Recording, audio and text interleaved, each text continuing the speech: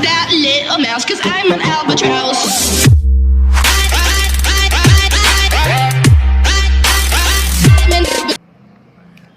Hello everyone. So today we will start constitution and also complete constitution. ये constitution की सिर्फ एक ही class होगी और इसके अंदर मैं 80, 85, 90% तक मतलब ऑलमोस्ट सब कुछ मैं कवर करा दूंगा जो अपनी मॉड्यूल में गिवन है.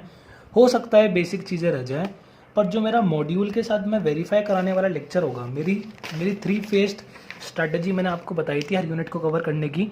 नंबर 1 हम अपने नोट्स से डिस्कशन करेंगे, नोट्स के साथ डिस्कशन करेंगे, और सेकंड हम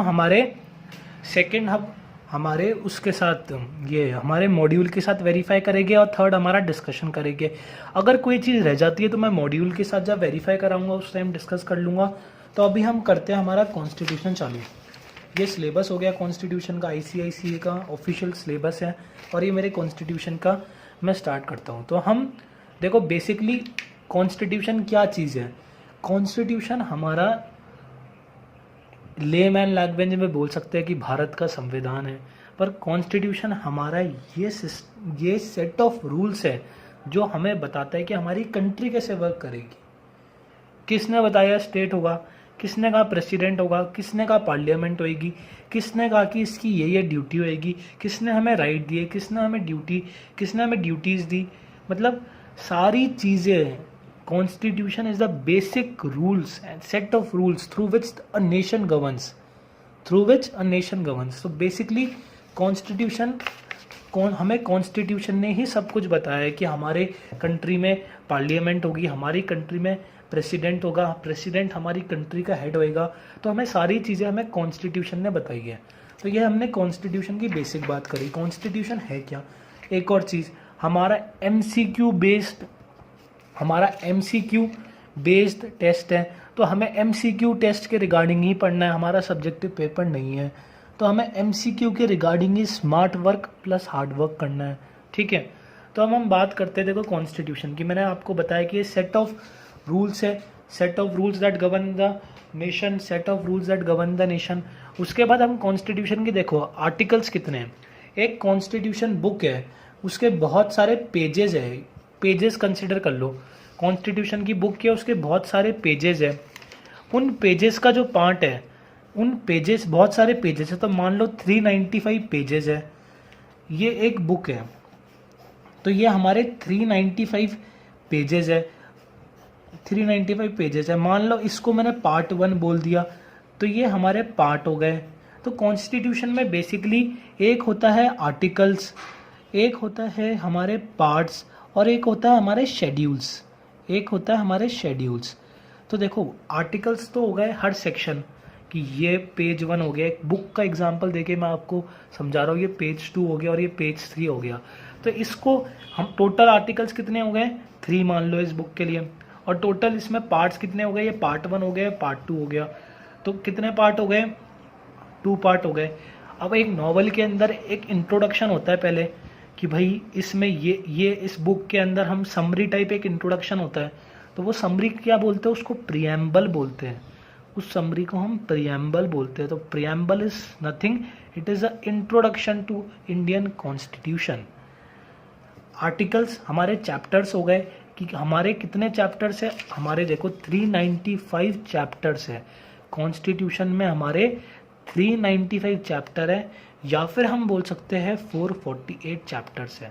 अब ये बताओ कि ये दो कैसे आया. देखो पहली बात, ये दोनों कभी सेम आंसर में नहीं होंगे, तो मैं दोनों रिमेंबर करने हैं. अब ये 2 का रीज़न मैं बताऊं. ये चैप्टर 1 है हमारा. इस चैप्टर 1 में क्या हुआ, इस चैप्टर 1 में कॉन्स्टिट्यूशन है, रिजिड. कॉन्स्टिट्यूशन हमारा रिजिड है, पर वो सोसाइटी के साथ चेंज होता है. जैसे जैसे सोसाइटी इवॉल्व होती है उसके कारण हमें नए लॉज बनाने पड़ते हैं, तो उसके कारण हमारा कॉन्स्टिट्यूशन चेंज होता है. तो इस पेज के अंदर मैंने अमेंड करके कोई एक नेसेसरी पेज था, मैंने वो ऐड कर दिया. तो अगर मैं उस पेज को गिनूंगा तो मेरे 448 आर्टिकल्स होएंगे, और अगर पेज को नहीं गिनूंगा तो 395 आर्टिकल्स होएंगे. यही मैंने ये लिखा है या तो हमारे 395 आर्टिकल्स हो गए या हमारे 448 आर्टिकल्स हो गए। इसका रीज़न क्या है? With amendment the article increased, says article 21 with amendment 21A is added. तो या तो हम उसको एक ही तरह गिने, पर हम एक तरह क्यों गिने? क्योंकि ये भी आर्टिकल अलग है, ये आर्टिकल भी अलग है। अगर हम अलग तरीके से गिनेंगे तो 448 आर्टिकल्स हो गए, ठीक है। तो ये आर्टिकल्स हो गए हमारे। अब कितने पार्ट्स हैं? देखो मैंने बताया ना, ये group of articles is known as part. तो group of articles are known as part. तो कितने पार्ट्स हैं हमारे? 22 पार्ट्स हैं। अगर पार्ट में अमेंडमेंट हुआ, कितने हो गए? 25 हो गए। दोनों कभी एक साथ आंसर में नहीं आएगा, दोनों में से एक ही आएगा, ठीक है। अब देखो शेड्यूल्स क्या होते हैं। देखो आर्टिकल्स में बहुत ब्रीफ चीज़ें होती है, बहुत ब्रीफ होता है। जैसे article 1 India that is Bharat shall be the union of states, बहुत ब्रीफ पॉइंट टू पॉइंट बातें होती है आर्टिकल में। और शेड्यूल्स में सारे लिस्ट से बात होती है, बहुत इंफॉर्मेटिव होते हैं शेड्यूल्स बहुत इंफॉर्मेटिव होते हैं। ये दोनों सेम चीज़ नहीं है, इन दोनों में डिफरेंस है। ये ब्रीफ है, ये इंफॉर्मेटिव होता है। हर सब्जेक्ट के बारे में हमें बहुत इन्फॉर्मेशन देते हैं शेड्यूल्स। तो यही मैंने यहाँ लिखा है। पहले कितने? अब शेड्यूल्स में ऐसा कोई एक सिस्टम नहीं है। पहले हमारे 8 शेड्यूल थे, अब हम 12 हो गए। अगर प्रेजेंट शेड्यूल पूछेंगे 12 है। अमेंडमेंट जब कॉन्स्टिट्यूशन बना था तब कितने शेड्यूल थे? तब 8 थे। तो 12 8 हो गया, 395 448 हो गया, 22 25 हो गया, और ये 12 8 हो गया, ठीक है। टोटल आज तक, अब देखो ये अमेंडमेंट कौन से हैं? ये कॉन्स्टिट्यूशनल अमेंडमेंट है। आज तक कॉन्स्टिट्यूशन को 104 बार अमेंडमेंट करने की कोशिश करिए। अमेंडमेंट देखो बहुत तरीके के होते हैं, एक सिंपल अमेंडमेंट हो गया, एक कॉन्स्टिट्यूशनल अमेंडमेंट हो गया। तो कॉन्स्टिट्यूशनल अमेंडमेंट से हमारे कॉन्स्टिट्यूशन को अमेंड करने की कोशिश होती है। तो ये आज तक 104 बार हुआ है। थोड़े इसमें 101 102 समथिंग जीएसटी का अमेंडमेंट हुआ था, इकोनॉमिक वीकर सेक्शन का अमेंडमेंट हुआ था। मतलब जितने बड़े बड़े लॉज है ना, वो सारे अमेंड होके आते हैं। तो आज तक 104 अमेंडमेंट हुए। आर्टिकल और शेड्यूल में मैंने आपको डिफरेंस बता दिया, both are different. Article talk point to point, schedule includes list and are informative in nature. तो हमारा ये बेसिक पार्ट हो गया इंट्रोडक्शन टू कॉन्स्टिट्यूशन। तो मैंने यहाँ लिखा है how many articles are there, how many schedules are there, what is their basic meaning. तो ये हमारा आर्टिकल शेड्यूल हो गए, ठीक है। अब हम बात करते हैं कॉन्स्टिट्यूशन हमारा कब फोर्स हुआ था। Constitution came into force on 26 जनवरी। 26 जनवरी को हमारा constitution came into force. Constitution से सारी पब्लिक अथॉरिटी डिराइव करती है पावर। पार्लियामेंट, ये मैंने आपको डिस्कस कर दिया। पार्लियामेंट, लेजिस्लेचर, एग्जीक्यूटिव, मतलब जितना भी हमारा भारत कैसे वर्क करेगा, भारत में क्या क्या होगा, सब कुछ हमारा कॉन्स्टिट्यूशन में लिखा है। कॉन्स्टिट्यूशन के अंदर सारी चीज़ें लिखी है। अब मैंने आपको कहा था इस बुक का एक वो होता है, एक इंडेक्स नहीं बोलेंगे अपन, इस बुक का एक इंट्रोडक्शन होता है कि इस बुक में आपको इसके थॉट्स मिलेंगे, ये बुक आपको ये सिखाना चाहती है। तो ऐसे ही इसका हमारे कॉन्स्टिट्यूशन का एक प्रीएम्बल है, that is introduction to constitution. It is declared in it. और इसमें 2-3 चीज़ें हुई है। पहली बात, कॉन्स्टिट्यूशन हमें किसने दिया? ये मत बोलना कि किसी कंट्री ने दिया, किसी पार्लियामेंट ने दिया, ऐसा कहीं नहीं है। हमारे प्रीएम्बल में लिखा है constitution we the people of India ने खुद को ही दिया है। ये बात इम्पॉर्टेंट है। कॉन्स्टिट्यूशन किसने दिया है?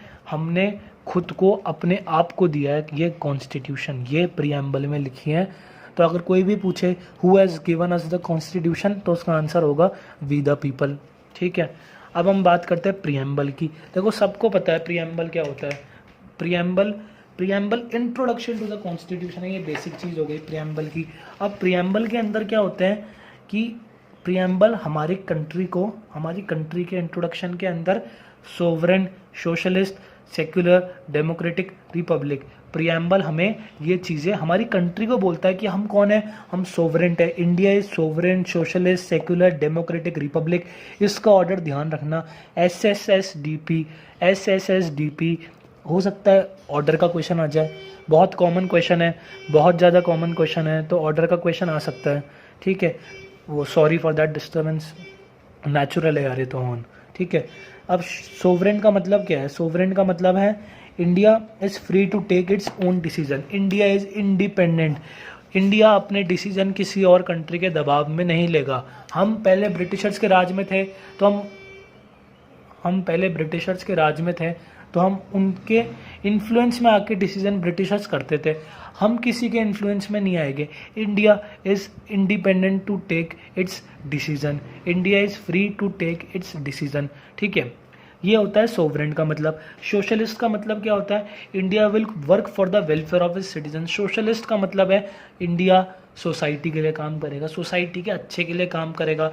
India will work for its people. तो ये सारी चीज़ें सोशलिस्ट का मतलब होता है। सेक्युलर का मतलब क्या होता है? सेक्युलर का मतलब ये नहीं होता कि मतलब है ना सारे रिलीजन इंडिया में वर्कशिप कर सकते, ये मतलब नहीं है। सेक्युलर का मतलब ये है कि हमारी गवर्नमेंट का कोई अपना खुद का रिलीजन नहीं होगा, गवर्नमेंट का अपना खुद का रिलीजन नहीं होगा, ये सेक्युलर का मतलब है। India as a country will not have and promote any religion, that's the meaning of secular. Now I will talk about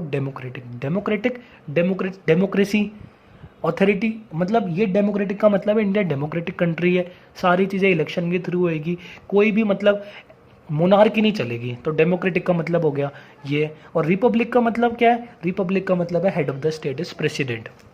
तो ये प्रियम्बल ने इंडिया को ये चीज़ें डिक्लेयर करी है कि हम सोवरेंट है, हम सोशलिस्ट है, हम सेक्युलर है, हम डेमोक्रेटिक है और हम रिपब्लिक है। ठीक है, और उसने सारे सिटीजन को क्या दिया है? प्रियम्बल ने क्या दिया है? प्रियम्बल ने justice, liberty, equality, fraternity, JLEF, इसका सीक्वेंस याद रखना। देखो मैं क्वेश्चन भी बताते रह रहा हूँ साथ में, क्या आ सकते हैं। बेसिक क्वेश्चन है यार, ये बहुत बेसिक क्वेश्चन है, मेरे साथ चलो, सारी चीज़ें मैं बता रहा हूँ, याद करते रहना। Justice, rule of law will be there. India के अंदर ऐसा नहीं होगा कोई राजा होगा वो बोलेगा कि भाई इसको तुम 5 साल की पनिशमेंट दे दो, इसको तुम ये दे दो, ऐसा नहीं होगा। Justice, rule of the law will be there will be no partiality. Liberty के अंदर मतलब मैं कुछ भी कर सकता हूँ, मैं कुछ भी, जैसे लिबर्टी, मैं अपनी कंट्री के अंदर कहीं पर भी जा सकता हूँ, मेरे को कोई रोक नहीं सकता, मैं कोई भी एक्टिविटी कर सकता हूँ। पर ये सारी चीज़ें रीजनेबल रिस्ट्रेंट, मतलब रीजनेबल पार्लियामेंट इसको रिस्ट्रिक्ट कर सकता है। जैसे मैं अपनी कंट्री में कहीं पर भी जा सकता हूँ, इसका मतलब मैं अपनी कंट्री के अंदर कहीं पर भी जा सकता हूँ, ऐसा नहीं कि मैं बॉर्डर क्रॉस करके कहीं पर भी चल जाऊँ। तो ये सारी चीज़ें लिबर्टी होती है, कोई भी चीज़ एब्सोल्यूट नहीं है कोई, पर वो अभी हम आगे बात करेंगे। लिबर्टी का कॉन्सेप्ट होगा इक्वलिटी, भेदभाव नहीं होगा, no discrimination will be there on the basis of sex, creed, इनके बेसिस पर कोई डिस्क्रिमिनेशन नहीं होगा, किसी को प्रिविलेज नहीं मिलेगी कि प्राइम मिनिस्टर को अच्छा लग रहा है तो वो अपने 5 रिश्तेदारों को है ना कोई प्रिविलेज देके कोई पोस्ट दे देगा, ऐसा नहीं होगा। Equality will be there and fraternity, it is the feeling of brotherhood, so fraternity will be also there. ये सब अपने है ना यूनिटी से रहेंगे, फ्रेटर्निटी से रहेंगे, इंटीग्रिटी से रहेंगे, तो ये सारी चीज़ें हैं। ठीक है, preamble is non justiciable in nature. मैं जस्टिसेबल और नॉन जस्टिसेबल आगे डिस्कस करूंगा। बेसिक मीनिंग ये है, जस्टिसेबल का मतलब ये होता है कि मैं उसको एनफोर्स कराने के लिए कोर्ट जा सकता हूँ। अगर मेरे साथ इनमें से कोई चीज़ नहीं हुई तो मैं कोर्ट जा सकता हूँ, ये मतलब होता है जस्टिसेबल का। और नॉन जस्टिसेबल का मतलब है मैं कोर्ट नहीं जा सकता, इन चीज़ों को एनफोर्स कराने के लिए मैं कोर्ट नहीं जा सकता। ठीक है, तो ये हो गया हमारा प्रियम्बल भी कंप्लीट। तो इसमें क्वेश्चन, ये आर्टिकल्स याद रखना, पार्ट्स याद रखना, शेड्यूल याद रखना, टोटल अमेंडमेंट याद रखना। प्रियम्बल क्या होता है? इंट्रोडक्शन टू कॉन्स्टिट्यूशन होता है। किसने दिया है? वी द पीपल ने दिया है। इनकी सीक्वेंस याद रखना, इनके मतलब याद रखना, और ये JLEF का कॉन्सेप्ट याद रखना कि वो क्या बोलता है, सिटीजन्स को कैसा होना चाहिए, सिटीजन्स के लिए क्या बोलता है, ये चीज़ें बोलता है। ये तो स्टेट के लिए बोली उसने, और ये अब सिटीजन्स के लिए बोली, ये प्रियम्बल ने बोला, और प्रियम्बल नॉन जस्टिसेबल होता है। ठीक है, अब एक और चीज़ हम बात करते हैं प्रियम्बल की। देखो भाई, ये जो मैं बताऊँ तुम्हें कि मैंने अभी बताया कि 104 अमेंडमेंट हुए हैं, 104 अमेंडमेंट हुए हैं ना, तो अमेंडमेंट के अंदर जो हमारा 42 अमेंडमेंट था, 42 अमेंडमेंट बहुत इंपॉर्टेंट है, क्योंकि 42 अमेंडमेंट हमारा इंदिरा गांधी के टाइम हुआ था। सबको पता है इंदिरा गांधी कौन थी, उसने इमरजेंसी इम्पोज करी थी, तो इमरजेंसी के टाइम हमारा 42 अमेंडमेंट हुआ था, और ये 1976 में हुआ था। इसको मिनी कॉन्स्टिट्यूशन भी कहते हैं। इसने इमरजेंसी के टाइम इतने अमेंडमेंट करे, इसने मतलब उस अमेंडमेंट को क्या बोल दिया अपन ने, मिनी कॉन्स्टिट्यूशन बोल दिया। पर बाद में इसकी गवर्नमेंट गिर गई, मोनार्जी देसाई की गवर्नमेंट आई, उसने 44 अमेंडमेंट से सारी चीज़ों को ठीक कर दिया, पर कुछ चीज़ों को ठीक नहीं करा। तो ये 42 अमेंडमेंट से सोशलिस्ट और सेकुलर वर्ड प्रियम्बल में ऐड हुए थे। बहुत इंपॉर्टेंट क्वेश्चन है, इसका ईयर याद रखना 1976। और एक चीज़ बताऊँ, सबसे बढ़िया तुक्का अगर कभी किसी अमेंडमेंट क्वेश्चन का है ना, 42 मार देना, क्योंकि 42 अमेंडमेंट बहुत है। अब तुम खुद देखो, हमारा one of the lengthiest return constitution है, और उसके अंदर हमारे इतने, अगर किसी चीज़ को मिनी कॉन्स्टिट्यूशन बोल रहे हैं तो तुम सोचो उसने कितने अमेंडमेंट करे होंगे।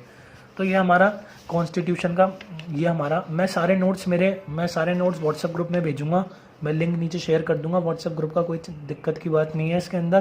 तो ये हमारा ये बेसिक पार्ट हो गया, और ये एकदम CSEET के लिए वीडियोज़ है, मॉड्यूल से कवर कर रहा हूँ, कोई ऐसे अपनी मन गढ़ंत कुछ कहानियाँ नहीं बना रहा, ठीक है। तो अब मैं बात करता हूँ, देखो मॉड्यूल में एक चैप्टर, एक जगह पर गिवन है, इंडिया फेडरल है या यूनिटरी है। इंडिया फेडरल है या यूनिटरी इन नेचर है। देखो मैं तुम्हें पहले बताऊँ, फेडरल और यूनिटरी का मतलब क्या होता है। फेडरल का मतलब है कि इंडिया, फेडरल का मतलब है कि power will be distributed between centre and state. Federal का ये मतलब है power will be distributed between centre and state. और यूनिटरी का मतलब है कि सारी पावर एक जगह कॉन्सेंट्रेट होएगी। तो तुम बताओ, हमारे यहाँ इंडिया के अंदर पावर कैसे डिस्ट्रीब्यूट है, सेंटर और स्टेट की अलग अलग पावर है। तो तुम बोलोगे कि हमारी कंट्री फेडरल है, ठीक है, मान लिया, ठीक है। तुम्हें फेडरल और यूनिटरी समझ में आ गया। फेडरल मतलब स्टेट की अलग पावर है, गवर्नमेंट की अलग पावर है, सेंट्रल गवर्नमेंट की। और यूनिटरी मतलब स्टेट की कोई पावर नहीं है, स्टेट एग्जिस्ट नहीं कर रही, सिर्फ एक गवर्नमेंट का रूल है, सेंटर गवर्नमेंट का रूल है, और वही जो बोलेगी वो फाइनल है, ठीक है। अब देखो, जहाँ पर सेंटर और स्टेट होगी वहाँ पर किसी डिसीजन पर कॉन्फ्लिक्ट तो हो सकता है, तो कॉन्फ्लिक्ट कौन रिजॉल्व करेगा, जुडिशरी होगी रिजॉल्व करने के लिए। यहाँ पर जब कोई दो लोग है ही नहीं तो कॉन्फ्लिक्ट किसके बीच में होगा, कॉन्फ्लिक्ट के लिए दो लोग तो चाहिए ना, तो कॉन्फ्लिक्ट है ही नहीं, तो यहाँ पर ऐसा कोई मैकेनिज्म नहीं है, ठीक है। इसके लिए जो हमारा फेडरल फॉर्म ऑफ गवर्नमेंट है, ये क्या बोलता है, कॉन्स्टिट्यूशन है सुप्रीम, जो चीज़ होगी कॉन्स्टिट्यूशन के थ्रू होगी। और अब देखो, कॉन्स्टिट्यूशन को अमेंड करने का प्रोसीजर बहुत हार्ड होता है, उसको लोकसभा जाना पड़ता है, उसको राज्यसभा जाना पड़ता है, उसको स्पेशल मेजॉरिटी से पास होना पड़ता है, वो हम आगे बात करेंगे।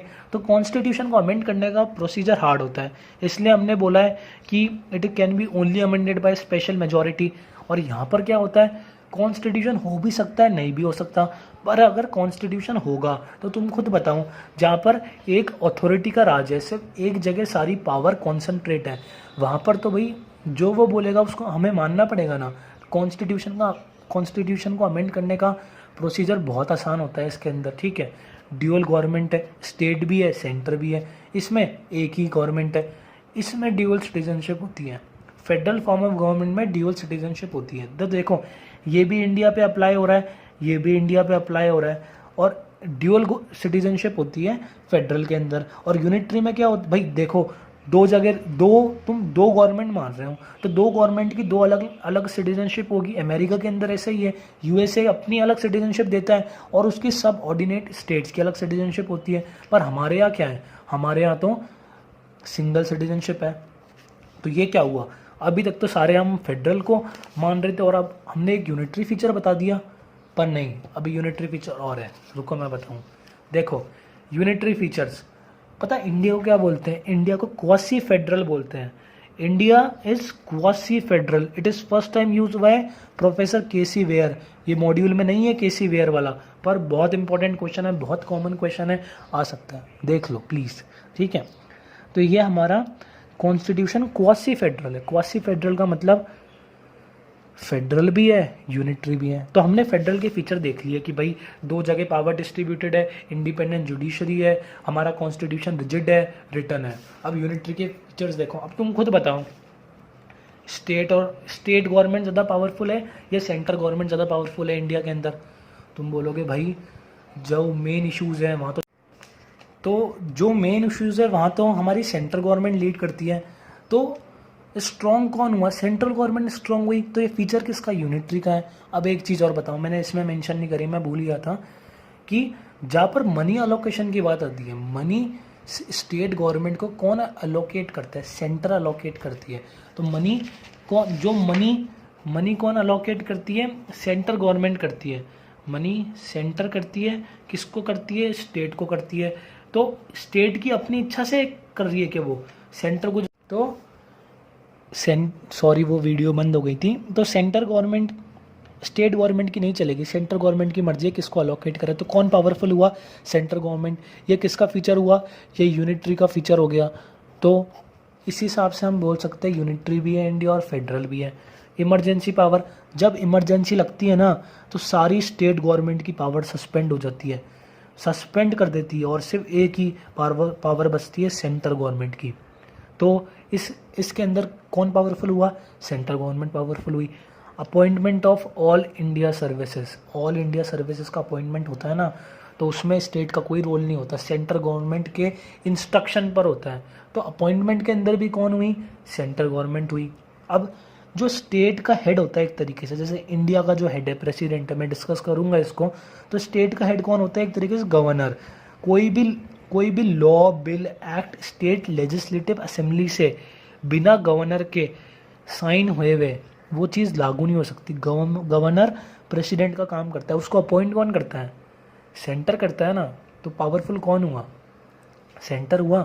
तो इसी हिसाब से हम बोल सकते हैं कि this all proves that India constitution has both features of unitary as well as federal. ठीक है, तो ये हमने यूनिटरी और फेडरल पे थोड़ा डिस्कशन लंबा था, तुम्हारे एमसीक्यू बेस्ड आएगा, पर एक फिर भी इस कॉन्सेप्ट के अंदर यूनिटरी फेडरल को समझने में बहुत लोगों को डाउट होता है, इसलिए मैंने इस चीज़ को एक्सटेंड करा। तो ये हमारी ये चीज़ हो गई यूनिटरी फेडरल और ये प्रियम्बल वाली। हमने कॉन्स्टिट्यूशन समझ लिया, हमने प्रियम्बल समझ लिया, हमने यूनिटरी फेडरल का कॉन्सेप्ट समझ लिया। अब मैं है ना एक बार पार्लियामेंट पे आ रहा हूँ। थोड़ा मेरा टीचिंग स्टाइल अलग है, मैं पार्लियामेंट पे आ रहा हूँ। देखो पार्लियामेंट मेरा फेवरेट टॉपिक है। पार्लियामेंट में क्या होता है? What consist of parliament? Parliament क्या बनता है? पार्लियामेंट, ये जो हमारा पार्लियामेंट है ये किससे बनता है? ये हमारा लोकसभा से बनता है, ये हमारा राज्यसभा से बनता है, ये हमारा प्रेसिडेंट से बनता है। पार्लियामेंट के अंदर कौन आते हैं? Lok Sabha, Rajya Sabha plus president is equals to parliament. तो ये एक कॉन्सेप्ट हो गया। ठीक है, अब मेरी बात सुनो, अपन धीरे धीरे पार्लियामेंट कवर करेंगे, बहुत इंटरेस्टिंग है। पार्लियामेंट अपन कवर करते हैं। ठीक है, पार्लियामेंट के अंदर अब मेरी बात सुनना। देखो पार्लियामेंट के अंदर, एक minute, sorry for the disturbance. हाँ तो सुनो, पार्लियामेंट के अंदर कौन आते हैं? लोकसभा आते हैं। अब देखो लोकसभा कैसे बनती है। लोकसभा के अंदर इंडिया को, ये थोड़ी ड्राइंग गड़बड़ है, इंडिया को हम देखो मैं एक बार रुको, चलो। लोकसभा के अंदर हमारे 530 मेंबर स्टेट्स से होते हैं, 20 मेंबर्स यूनियन टेरिटरी से होते हैं, और 2 मेंबर को प्रेसिडेंट अपॉइंट करता है। टोटल स्ट्रेंथ होती है लोकसभा की 552। ठीक है, लोकसभा को lower house of the people बोलते हैं। ठीक है, ये चीज़ हो गई। अब मेरी बात सुनो, इंडिया को ऐसे करके 552 रीजन में बांटते हैं। इलेक्शन के टाइम जो नरेंद्र मोदी का इलेक्शन होता है, जो सेंटर का इलेक्शन होता है, उसके अंदर हम इंडिया को 552 रीजन्स में बांटते हैं। और हर रीजन के अंदर, जैसे राजस्थान है वहाँ पर 25 समथिंग है, दिल्ली के अंदर 7 समथिंग सीट है, ये एक्यूरेट नहीं है। तो दिल्ली को उन्होंने 7 रीजन्स में बांटा है। उस दिल्ली को इन्होंने 7 रीजन्स में बांटा है, और 7 रीजन से 7 लोग कहाँ पर पहुँचे हैं? लोकसभा में पहुँचे हैं। दिल्ली को 7 रीजन में बांटा। अब ये रीजन में कैसे बांटा? पॉपुलेशन के हिसाब से बांटा। सबसे ज़्यादा पॉपुलेशन का है यूपी में, तो सबसे ज़्यादा रीजन में किसको बांटेंगे? यूपी में 80 समथिंग को बांटते हैं। और 80 लोग कहाँ जाते हैं चुन के? 80 लोगों के इलेक्शन होते हैं। 80 लोग कहाँ जाते हैं? लोकसभा में जाते हैं। 80 लोग कहाँ जाते हैं? लोकसभा में जाते हैं। तभी तो बोलते हैं दिल्ली का रास्ता यूपी से होके गुजरता है। अगर जो यूपी को जीत जाएगा, जो सेंट्रल गवर्नमेंट के इलेक्शन के टाइम यूपी में 80 सीटें ले आएगा, उसका दिल्ली पक्का है। ठीक है, तो ऐसे है, just for enjoyment I would say. ठीक है, तो ये चीज़ हो गई हमारी लोकसभा की। इंडिया को हमने इतने रीजन्स में बांटा, इस रीजन के अंदर एक एक लीडर चुन के आया, और वो कहाँ गया? लोकसभा में। और लोकसभा में 552 लीडर आए। तो जिस पार्टी के सबसे ज़्यादा लीडर होएंगे, मेजॉरिटी में लीडर होएंगे, मेजॉरिटी कितना हुआ 250 प्लस 25 275 276 मान ले 276 जिसकी मेजॉरिटी होएगी ना उसका प्राइम मिनिस्टर होएगा। ठीक है, इसका आधा करा, इसके आधे के अंदर एक ऐड करा तो इतनी मेजॉरिटी का उसके जिसकी होएगी ना वो हमारा प्राइम मिनिस्टर होगा। ठीक है, मैंने ये बहुत अच्छा कॉन्सेप्ट मैंने समझाया, लोकसभा का पूरा क्लियर होगा। अगर क्लियर नहीं हुआ मैं डिस्कशन के अंदर दोबारा डिस्कस कर दूंगा, मेरे को पिंग कर देना व्हाट्सअप नंबर पे, कोई दिक्कत नहीं है। क्लियर नहीं हुआ मैं दोबारा डिस्कस करूंगा। ठीक है, 530 मेंबर कहाँ से है, स्टेट से, 20 मेंबर्स कहाँ से, यूनियन टेरिटरी से, और 2 मेंबर हमारे एंग्लो इंडियन कम्युनिटी के हैं। एंग्लो इंडियन कम्युनिटी के इलेक्शन नहीं होते हैं, उसको प्रेसिडेंट अपॉइंट करता है, सिर्फ 2 लोगों को प्रेसिडेंट अपॉइंट करता है। और ये एंग्लो इंडियन कम्युनिटी है क्या चीज़, ये कम्युनिटी क्या है कि ब्रिटिशर्स ने यूरोपियन लोगों को रेल लाइन कंस्ट्रक्शन के लिए इधर लाए थे। तो रेल लाइन कंस्ट्रक्शन के लिए लाए थे तो वो लोग यहीं रह गए, वो लोग यहीं बस गए, तो उन्होंने इंडियन वुमेन से शादी कर ली, इंडियन गर्ल से शादी कर ली। तो उनको एक रिप्रेजेंटेटिव देने के लिए ये 2 लोग रखे गए हैं जो कि प्रेसिडेंट नॉमिनेट करता है अपनी विल पे। तो ये 2 लोगों का नॉमिनेशन प्रेसिडेंट करता है। तो सुनना, अगर ये नॉमिनेशन प्रेसिडेंट करेगा तो प्रेसिडेंट ये लोग प्रेसिडेंट को फेवर करेंगे। बस ये चीज़ ध्यान रखना, मैं अभी इसको कनेक्ट करूँगा मैं एक चीज़ से। अगर ये 2 लोग प्रेसिडेंट अपॉइंट करेंगे तो हो सकता है कि कुछ ये लोग प्रेसिडेंट के लिए थैंकफुल रहेंगे हमेशा कि हाँ भाई आपने अपॉइंट करा था। तो इस चीज़ को मैं अभी डिस्कस करूँगा, अभी आता हूँ मैं उस पर। ठीक है, मैक्सिमम स्ट्रेंथ हो गई 552 और ये चीज़ हो गई। यूपी का एग्जांपल हो गया। ये सब कैसे डिसाइड होती है, पॉपुलेशन पे डिसाइड होती है। डायरेक्ट इलेक्शन होते हैं एवरी 5 ईयर होते हैं, थ्रू अडल्ट सफरेज होते हैं, सबको पता है वोटिंग से होते हैं, कोई रॉकेट साइंस नहीं है। तो इलेक्शन कैसे हैपन होता है, रेफर वीडियो, मैंने अभी वीडियो के अंदर बताया कि इंडिया को इतने रीजन्स में बांटते हैं, हर एक रीजन को एक सीट देते हैं पॉपुलेशन के अकॉर्डिंग, उससे लोग लोकसभा जाते हैं, जिसकी मेजॉरिटी होएगी उसकी गवर्नमेंट होएगी, उसकी गवर्नमेंट का प्राइम मिनिस्टर होएगा। तो आज की डेट में मेजॉरिटी किसकी है, बीजेपी की। तो ऐसे करके ये हमारा हो गया। ठीक है, अब सुनना, मेरी एक और कॉन्सेप्ट है, ये 552 सीट्स है ना, ये मैक्सिमम सीट्स हैं, मतलब अभी तो 543 सीट्स हैं। ये क्या होता है कि पॉपुलेशन थोड़े दिनों बाद बढ़ेगी, पॉपुलेशन बढ़ेगी तो रीस्ट्रक्चर करना पड़ेगा इंडिया को।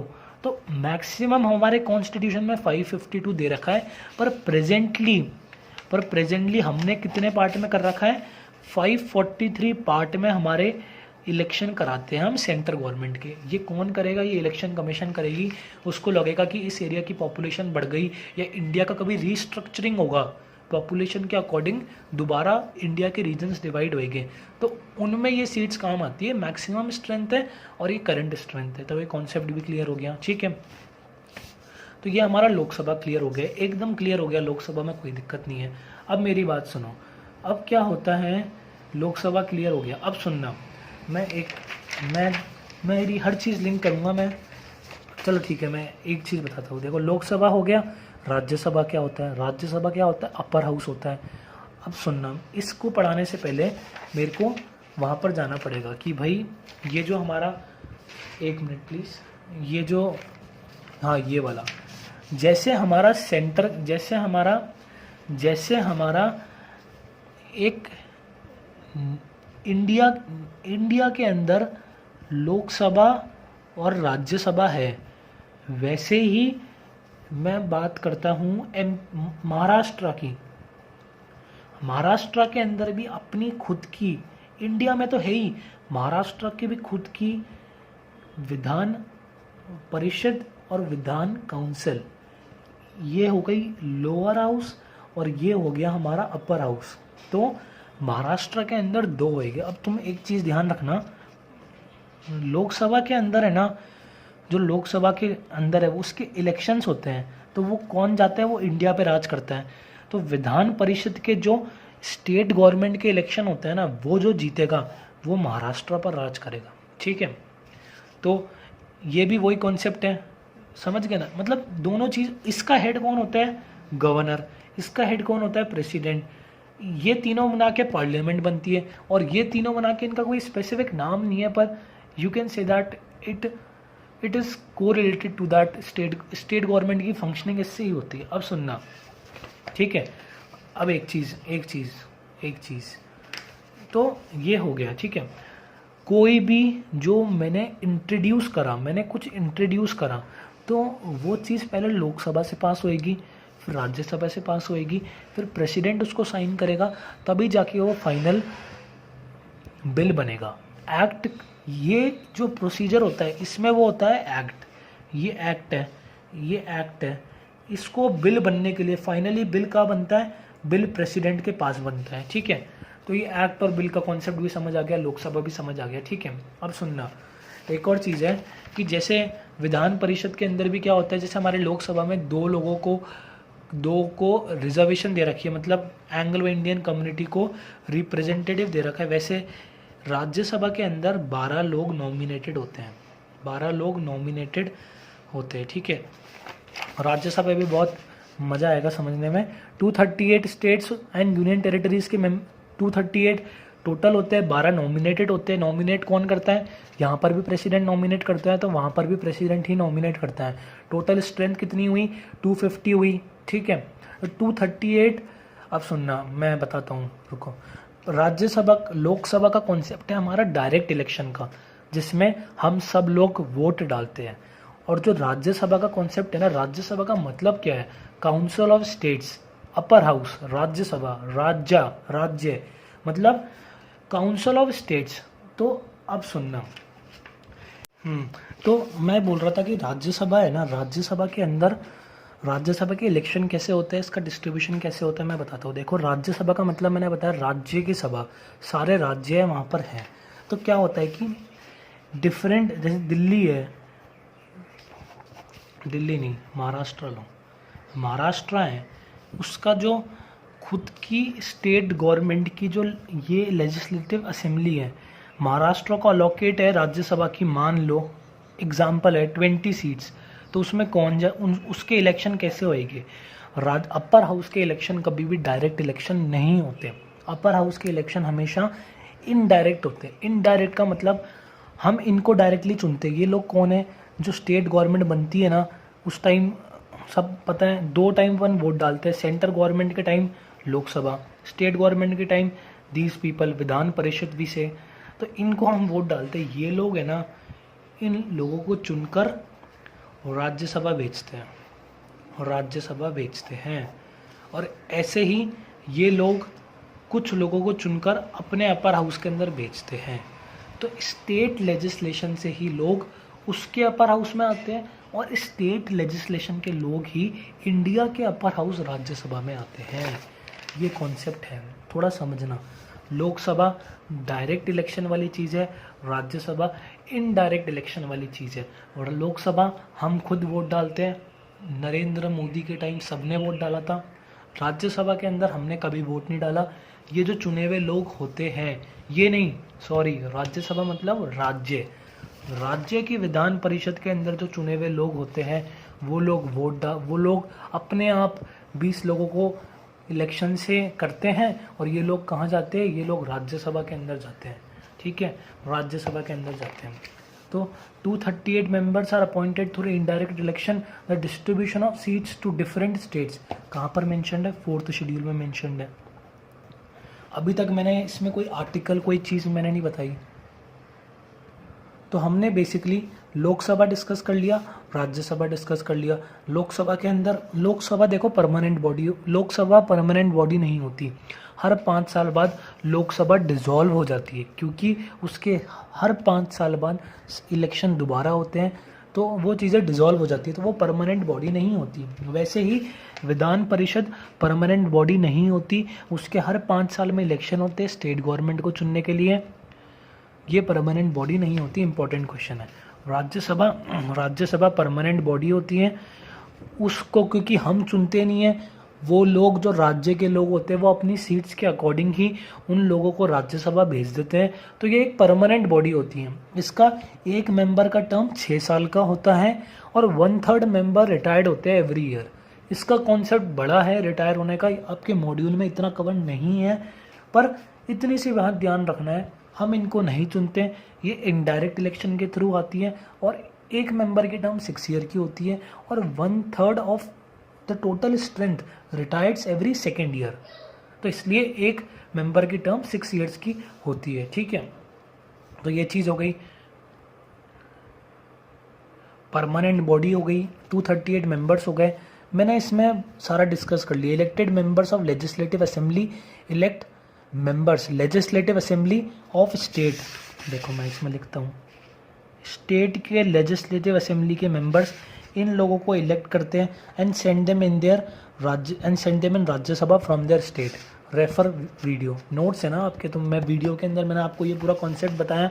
राज्य के लोग अपनी स्ट्रेंथ के अकॉर्डिंग, इनको अगर 20 सीट अलॉट है तो उसके अकॉर्डिंग कुछ लोगों को चुनकर राज्यसभा में भेजते हैं। और Rajya Sabha permanent body indirect election के थ्रू होती है। एक स्टेट के अंदर भी अपर हाउस होता है, उसको अपन विधान काउंसिल बोलते हैं। ये है ना हर स्टेट में नहीं है, ये स्टेट की मर्जी है एग्जिस्ट कराना है नहीं कराना। हर स्टेट में आज की डेट में नहीं है। 8 स्टेट्स में आज की डेट में, मैं अभी डिस्कस करता हूँ इनके बारे में। तो ये स्टेट की मर्जी है, तो हर स्टेट में अपर हाउस नहीं है, क्योंकि अपर हाउस का कोई मतलब नहीं है ना। स्टेट गवर्नमेंट है, लोअर हाउस में बिल पास करो, गवर्नर के पास भेजो, काम खत्म। और सेंटर के अंदर ज़रूरत होती है इतनी चीज़ की। तो ये चीज़ें हमारी इसके रिगार्डिंग हो गई, ठीक है। तो ये चीज़ हो गई। अब सुनो, अब ये देखो, स्टेट गवर्नमेंट के अंदर Vidhansabha, Vidhan Parishad, Vidhansabha elected plus nominated exist in every state through direct election held 5 year. Lower house dissolve after every 5 year shall not ठीक है, ये एक टर्म है, रिमेंबर करने वाली है, नो एक्सप्लेनेशन रिक्वायर्ड। टोटल विधानसभा के अंदर 500 से ज़्यादा लोग नहीं हो सकते। जब हमारे लोकसभा में 552 मैक्सिमम स्ट्रेंथ है, तो तुम क्या दिल्ली की लेजिस्लेटिव असेंबली जो दिल्ली गवर्नमेंट को इलेक्ट करती है, उसके लिए दिल्ली को 500 पार्ट में डिवाइड कर सकते हो? इतनी ज़्यादा स्ट्रेंथ का तुम करोगे क्या? तो 500 से ज़्यादा नहीं हो सकते, लिमिटेशन लगा रखी है, और 60 से कम नहीं हो सकते। Vidhan Parishad not exist in every house, not exist in every state, sorry, ठीक है। 8 स्टेट्स है legislative assembly council in India. इसको लेजिस्लेटिव काउंसिल बोलते हैं, इसको लेजिस्लेटिव असेंबली बोलते हैं। काउंसिल परिषद, काउंसिल सभा, लोकसभा, ऐसे करके, ठीक है। तो ये हो गया। Elections are indirect, elections indirect होते हैं इसके अंदर। अब सुनना, ये जम्मू कश्मीर में एग्जिस्ट करती थी। जम्मू कश्मीर में दोनों हाउस थे, पर जम्मू कश्मीर में 370 आर्टिकल को हटाने के बाद उनकी खुद की हाउस की पावर, उनके खुद के इलेक्शन की पावर हटा दी, तो वहाँ पर अब ये अपर हाउस हटा दिया, ठीक है। ये भी कोई मॉड्यूल में नहीं गिवन है, मैं आपको एक ट्रिक बताऊंगा, उसके अंदर ये चीज़ बीच में आ रही थी, इसलिए मैंने ये बताया। इसके अंदर मैक्सिमम 500, मिनिमम 60। इसके अंदर ये भी याद करने वाली चीज़ है, परमानेंट बॉडी होती है, सॉरी ये वाली परमानेंट बॉडी होती है राज्यसभा की तरह। 1/3 members retire every second year, 6 year का टर्म हुआ तो राज्यसभा हो गई। राज्यसभा स्टेट की राज्यसभा, स्टेट की अपर हाउस, वर्ड्स को कोरिलेट करना जो मैं बोल रहा हूँ। विधानसभा से बिल इसमें गया, इससे गवर्नर में गया, बिल पास हो गया, ठीक है। परमानेंट टोटल मेंबर्स, अब इसके मेंबर्स में भी लिमिटेशन लगा दी। Total members shall not exceed 1/3 of the total members in legislative assembly, 40 से कम नहीं हो सकते। और जो तुम्हारी स्टेट गवर्नमेंट के इलेक्शन के अंदर जो लेजिस्लेटिव असेंबली है, जिससे डायरेक्ट इलेक्शन में आते हैं, अगर उसमें 100 है तो 1/3 कितना हुआ? 33 से ज़्यादा। 33 से ज़्यादा तुम्हारे अपर हाउस में नहीं हो सकते, पर मिनिमम 40 तो होने चाहिए, तो 40 हो गए, ठीक है। तो ऐसे करके ये lower house of centre, lower house of state, upper house of centre, upper house of state, ये मैंने आप लोगों को बताया। अगर आपको लग रहा है मैं थोड़ा थोड़ा तेज जा रहा हूँ, तो आप मेरे को मैसेज करना, टेक्स्ट करना, मैं आपको वो चीज़ दोबारा बताऊँगा। मैं एकदम नॉर्मल तरीके से लोकसभा, राज्यसभा, ये चीज़ें मैंने आपको समझाई। अब इसके बाद हम बात करते हैं इनके हेड की। इनका हेड कौन है? सेंटर का प्रेसिडेंट। इनका हेड कौन है? गवर्नर, ठीक है। ठीक है, अब बात करते हैं प्रेसिडेंट की। प्रेसिडेंट का इलेक्शन कौन करता है? अब सुनना मेरी बात, देखो एक चीज़ और मैं बताऊं, इसके अंदर नॉमिनेटेड मेंबर्स भी होते हैं, इसके अंदर नॉमिनेटेड मेंबर्स भी होते हैं। उनको नॉमिनेट कौन करता है? प्रेसिडेंट करता है, प्रेसिडेंट करता है, ठीक है। तो जो प्रेसिडेंट का इलेक्शन होता है ना, उसको इलेक्टोरल कॉलेज बोलते हैं कि भाई इलेक्टोरल कॉलेज कंसिस्टिंग ऑफ, अपन बचपन से 10th क्लास से डेफिनेशन पढ़ रहे हैं। Electoral college consisting of elected members of both house. Elected मतलब जो नॉमिनेटेड नहीं है। अगर नॉमिनेटेड वाले भी अपना इलेक्शन के अंदर पार्टिसिपेट करेंगे तो वो किसको फेवर करेंगे? वो प्रेसिडेंट को फेवर करेंगे। क्यों करेंगे? क्योंकि प्रेसिडेंट ने उनको लोकसभा में इलेक्ट कराया, प्रेसिडेंट ने उनको राज्यसभा में इलेक्ट कराया। तो नॉमिनेटेड वाले प्रेसिडेंट के इलेक्शन में पार्ट नहीं लेते।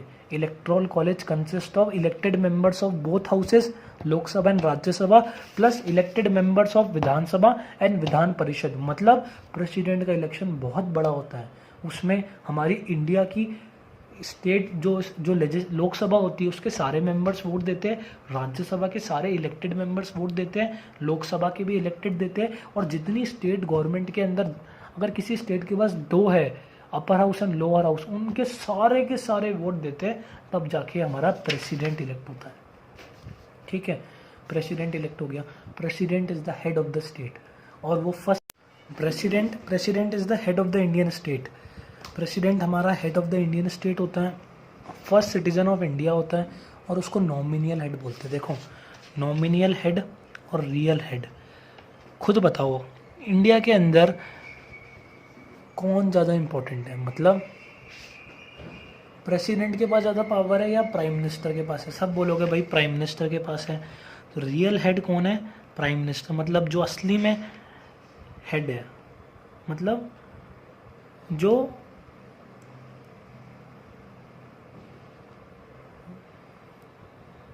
थोड़ा कन्फ्यूज़न था इसके अंदर, तो मैंने उसको क्रॉस चेक करने के लिए वीडियो को मैंने पॉज करा था। तो देखो, नॉमिनियल हेड और एक्चुअल हेड हुआ ये। मतलब हमें पता है कि हमारा प्राइम मिनिस्टर पावरफुल है, पर फिर भी हमारा कॉन्स्टिट्यूशन प्रेसिडेंट को हेड मानता है। प्रेसिडेंट इज़ एवरीथिंग, मतलब प्रेसिडेंट सबसे बड़ा है। प्राइम मिनिस्टर को भी कौन अपॉइंट करता है? प्रेसिडेंट ही करता है ना। उसके बारे में मैं बताऊंगा।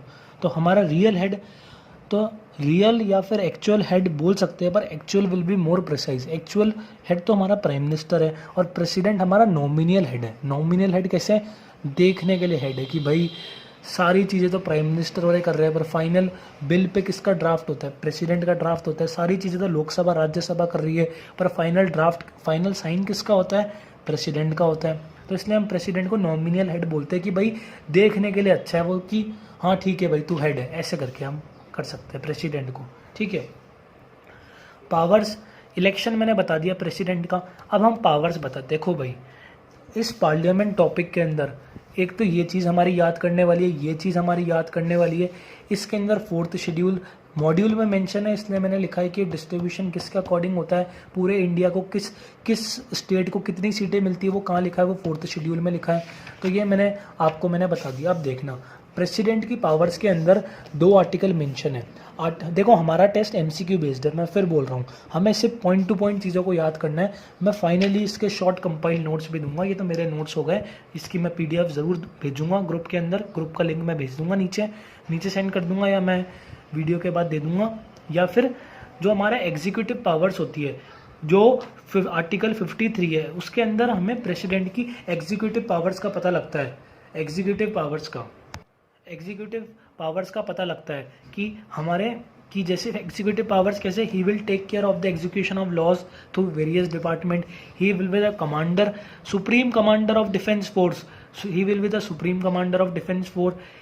इसके बाद जुडिशियल पावर्स भी होती है, ये किसी को भी पार्डन दे सकता है। तुमने सुना होगा निर्भया के जो आरोपी थे, उनकी पिटीशन गई थी प्रेसिडेंट के पास, उसने डिनाई कर दिया। ऑब्वियसली उसको डिनाई करना था।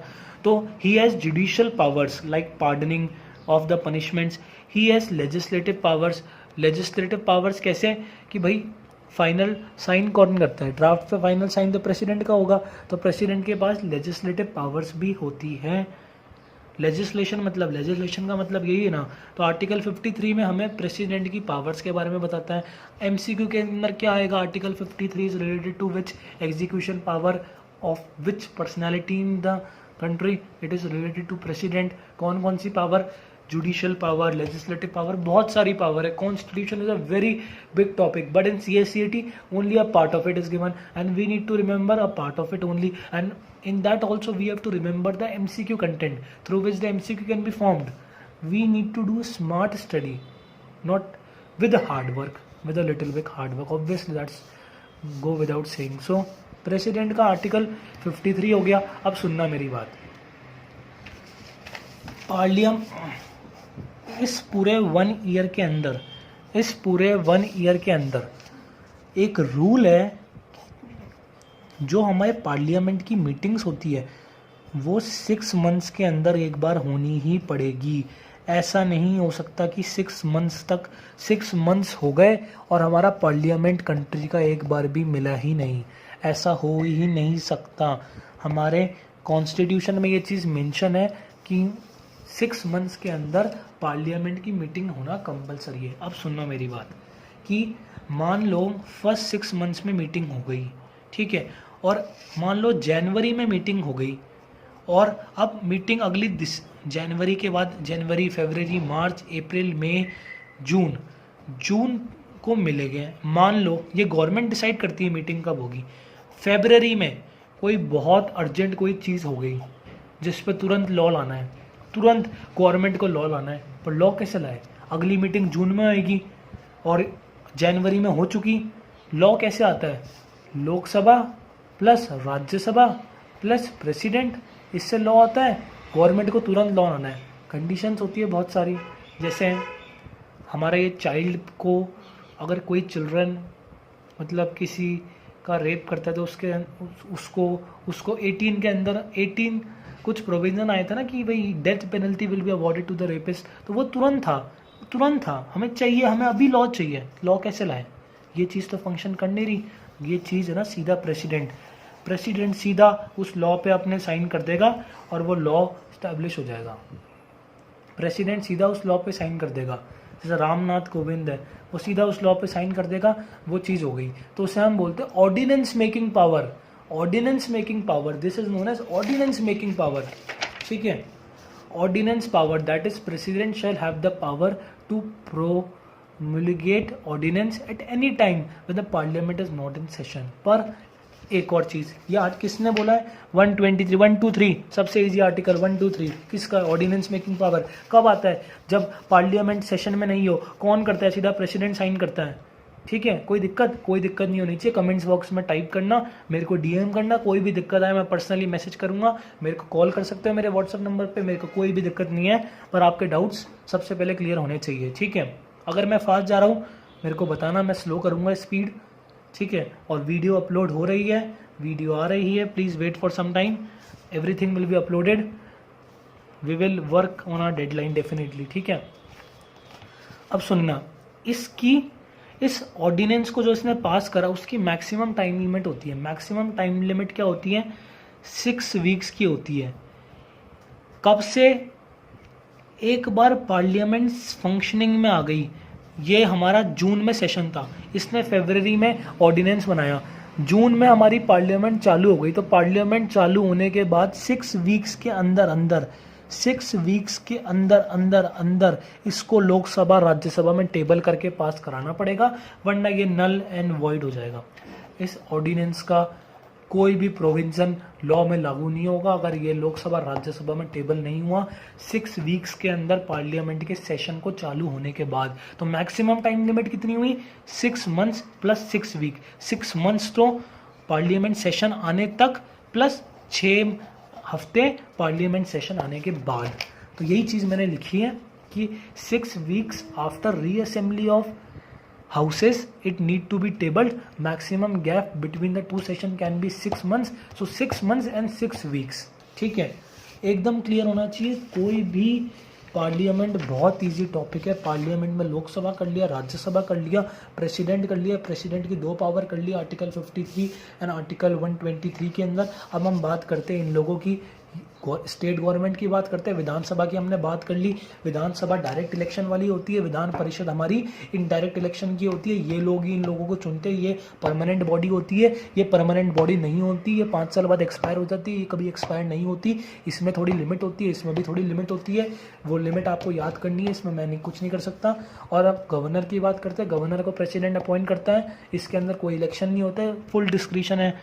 प्रेसिडेंट के अंदर देखा था ना तुमने कितना सारा इलेक्शन थे, ये भी वो भी, elected member of this, elected member of this. Governor के अंदर कोई किसी का कुछ नहीं चलेगा, डिस्क्रिशन है प्रेसिडेंट की कि उसको किसको गवर्नर अपॉइंट करना है। इसकी भी एग्जीक्यूटिव पावर होती है, इसकी भी लेजिस्लेटिव पावर होती है कि ये जो यहाँ से बिल बन के आया वो एक्ट तभी बनेगा जब गवर्नर के सिग्नेचर हो जाएंगे। तो ये इसकी लेजिस्लेटिव पावर हो गई। इसको भी ऑर्डिनेंस मेकिंग पावर मिलती है, उसको 123 में मिलती थी। प्रेसिडेंट को ऑर्डिनेंस मेकिंग पावर 123 में मिलती है, गवर्नर को 213 में मिलती है।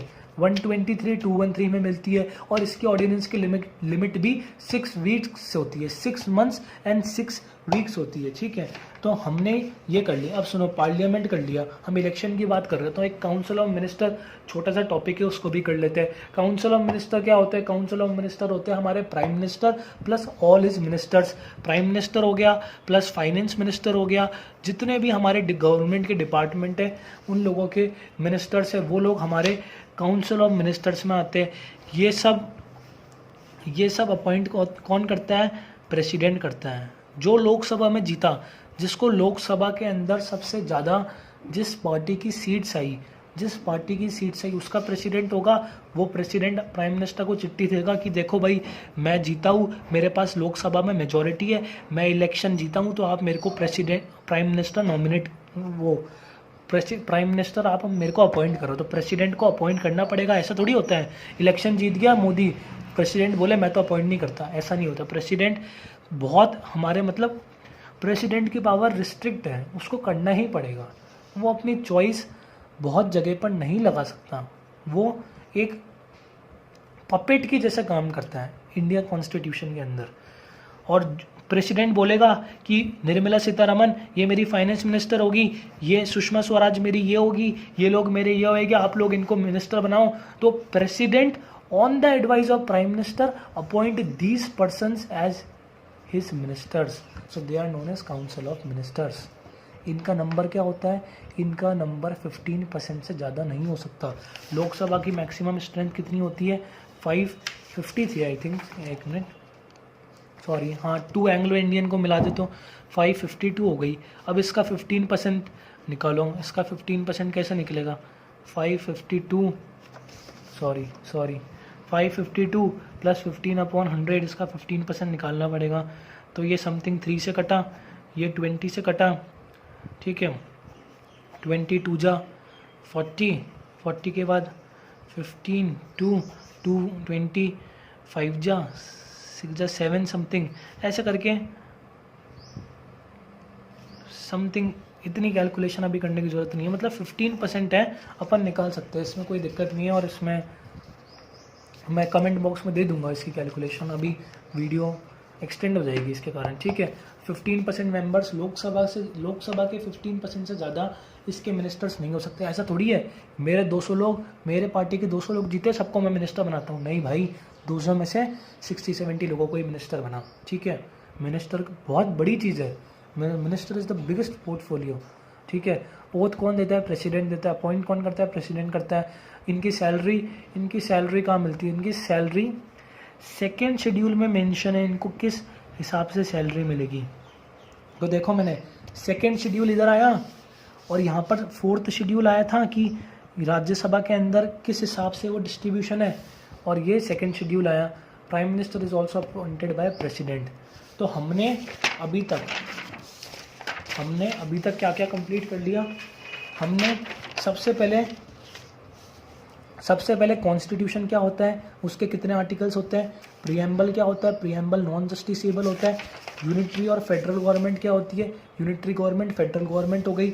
और हमने यूनिटरी गवर्नमेंट फेडरल गवर्नमेंट कर लिया, हमने पार्लियामेंट कर लिया। पार्लियामेंट में लोअर हाउस, राज्यसभा, प्रेसिडेंट के इलेक्शन, प्रेसिडेंट की पावर, इनके मैक्सिमम स्ट्रेंथ, इनके नॉमिनेटेड लोग, इनका प्रोसीजर समझ लिया हमने। स्टेट गवर्नमेंट के अंदर विधानसभा, विधान परिषद और गवर्नर, काउंसिल ऑफ मिनिस्टर। तो हमने अभी तक ये चीज़ें समझ ली, हमने ये देख लिया कि इसके इलेक्शन कैसे होते हैं, पूरे इंडिया को कितने पार्टों में डिवाइड करता है, इंडिया के अंदर होती है, स्टेट गवर्नमेंट में भी होती है। हमने ये सारी चीज़ें, प्रोसीजर इसका समझ लिया कि इंडिया के अंदर कितने लोगों को डिवाइड करता है, सारी चीज़ें होती हैं। तो ये हमने प्रेसिडेंट, ये हमने इतना पार्ट कवर कर लिया। अब हम थोड़े अपने सिलेबस के पास जाते हैं। सिलेबस के अंदर हमने प्रियम्बल कर लिया। State under constitution is not a topic, ये तो कॉन्स्टिट्यूशन के बारे में बताया है कि, पर ठीक है अब एक बार इसको होल्ड करें। प्रेसिडेंट और गवर्नर कर लिया, council of minister and prime minister कर लिया, लोकसभा एंड राज्यसभा कर लिया। तो हमने अभी तक ये सिलेबस में अपनी ये चीज़ें कर ली। तो एक बार के लिए मैं इस वीडियो को यहाँ रोकता हूँ, वरना वीडियो की लेंथ बहुत एक्सटेंड हो जाएगी। पर आज के डेट में, today only, next video will be uploaded. Main दिक्कत ये है कि अगर मैं अभी अपलोड कर दूंगा तो उसको अपलोड होने में टाइम लगेगा। तो मैं इस वीडियो को यहाँ रोक रहा हूँ। और जो इसका सेकंड पार्ट है, जिसके अंदर वो मेरा प्रिपेयर है, मैं आपको दिखाता हूँ। हम आर्टिकल्स के बारे में बात करेंगे कि हमारा आर्टिकल ये पार्ट 1, पार्ट 2। हमने आपको अभी पार्ट वाले बताया कि पार्ट का मतलब क्या होता है, पार्ट और आर्टिकल्स का मतलब क्या होता है। तो ये देखो मेरा लेक्चर इसका प्रिपेयर है। फंडामेंटल राइट्स के बारे में बात करेंगे, सारी रिट्स के बारे में बात करेंगे, 32, सेशोररी, मैंडमस, हाइबियस कॉर्पस। तो एक बार मैं इस लेक्चर को अपलोड कर रहा हूँ। आप ये जो सेकंड लेक्चर है, जो लोग मेरे को बाद में देख रहे हैं, सेकंड लेक्चर भी अभी थोड़ी देर में, आज की डेट में अपलोड हो जाएगा। So for now, thank you very much, thank you very much all. Subscribe and share. Okay.